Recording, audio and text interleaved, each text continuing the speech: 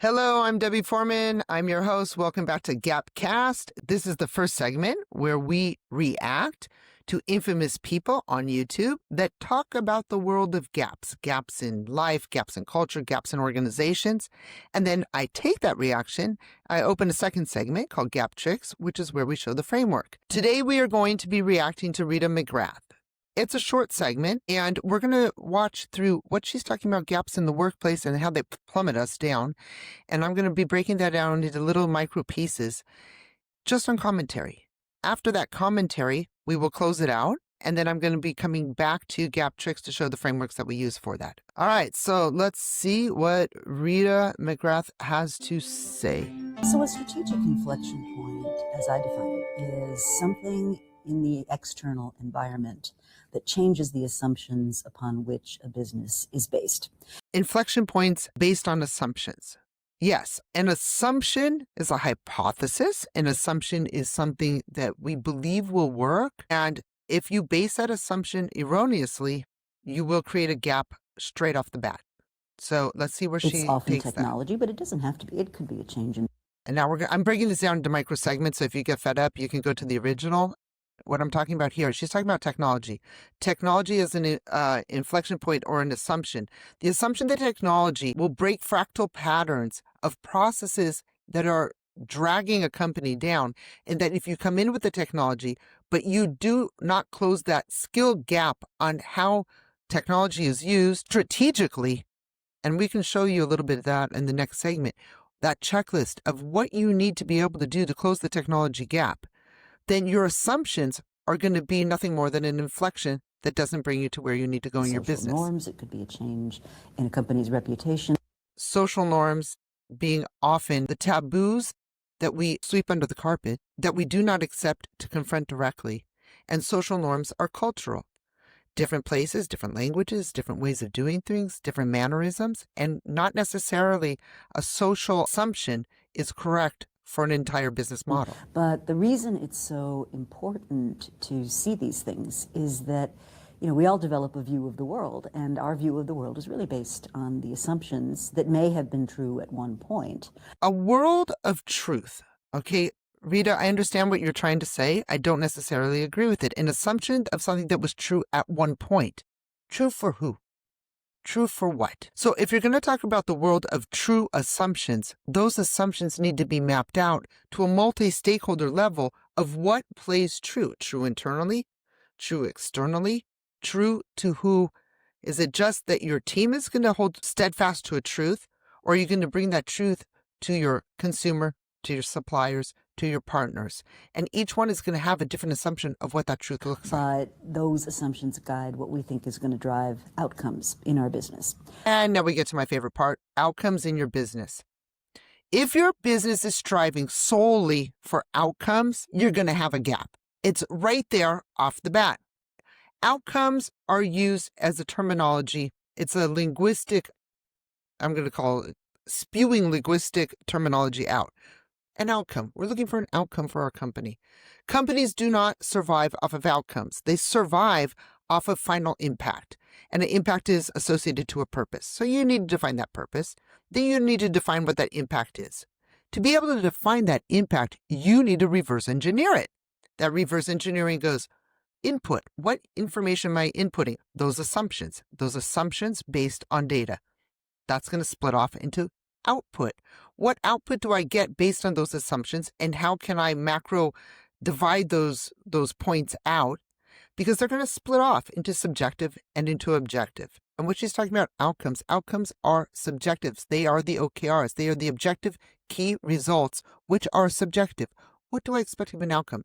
A happier company, a better market, a prolonged process. Those are outcomes. Outcomes are directly associated and tied to the objective. And those are your KPIs. When you can split out an outcome on one side and the KPIs associated to them, they will tie together when they're properly mapped out to lead you to your final impact. And it is that final impact that is going to drive your company to a thriving business. not just an outcome. When something happens that changes those assumptions, all of a sudden it's as though our radar was off. We don't really see what's going on in truth. And the longer an inflection point goes, the more wide the gap is between our current understanding of what's happening. The longer an inflection point goes, the wider the gap. The inflection point based on what hypothesis, okay? So what we're talking about here is being able to keep your A-ball going constantly of that impact. What is your purpose? What impact do you expect to get to it?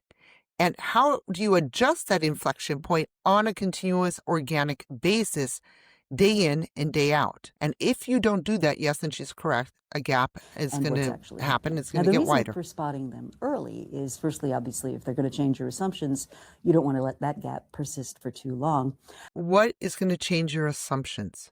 Are you going to wait until you're in a problem set of gaps, the gap problem set being stagnation, qualification, competition, and that infinity cycle that brings you to a problem in results? Is that the inflection point that you're going to wait for? Or you're going to wait for the assumptions that you did beforehand and you only wait till those problems start arising? Or are you going to once again continue mapping them day in, day out so you don't have a question of prolonged assumptions that are no longer working? Second, right. It can take your business to new heights if you get it wrong. It can. Be stabilizing. And we've seen so many examples of companies that everybody thought were at the top of their game, and within a couple of short years were just out of business or irrelevant or had to dribble.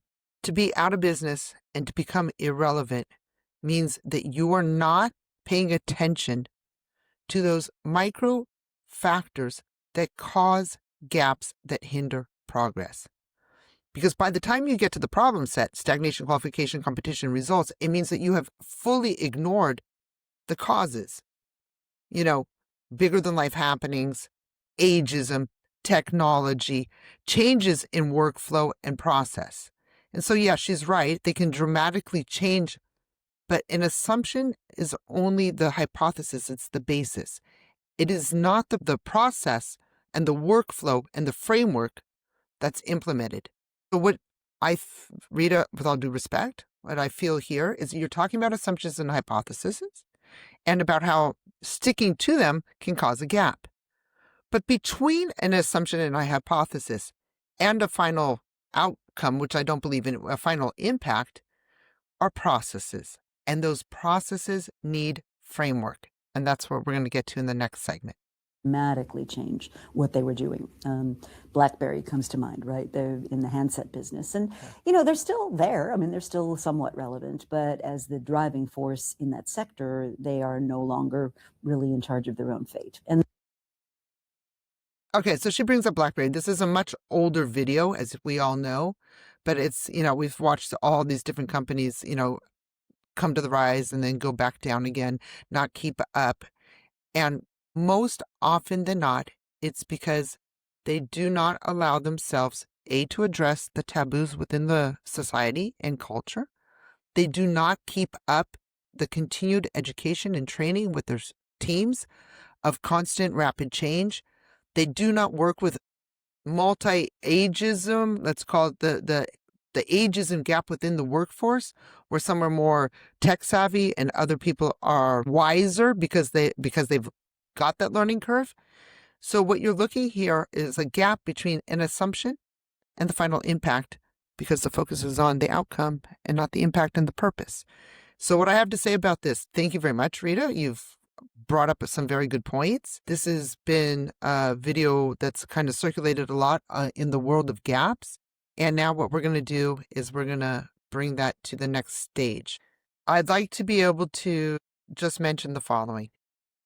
This is an older video. We're looking at a problem that started, 100 years ago and has compounded. And now in today's society is getting, let's say it's exponentially getting worse because people that are in leadership still work in traditional models that are not prepared for today's times. Today's times require gap-filling framework.